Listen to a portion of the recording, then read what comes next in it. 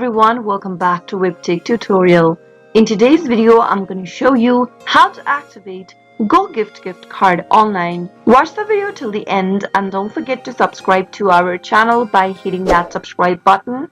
Press the notification bell so that you'll never miss another upcoming upload from us. Open up a web browser to get started and into the URL box type in www.global.gogift.com and press enter on your keyboard. If you've received a gift card from GoGift and you would like to activate it, then you can simply click on the redeem gift card button at the top right from the main home page. Now select your country from the drop down and confirm your location, and then go through the information first.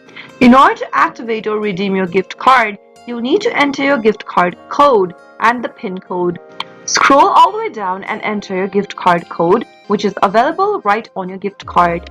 Now, enter the PIN code on the next field. You don't have to look anywhere for the PIN code, it is available right on your gift card as well. And finally, click the continue button. Follow the instructions till the end in order to activate your Go gift card right away. That is how it can be done. I hope the tutorial was helpful to you. If it was, go ahead and give us a thumbs up. I'll be back soon with more videos like this. Thank you for watching.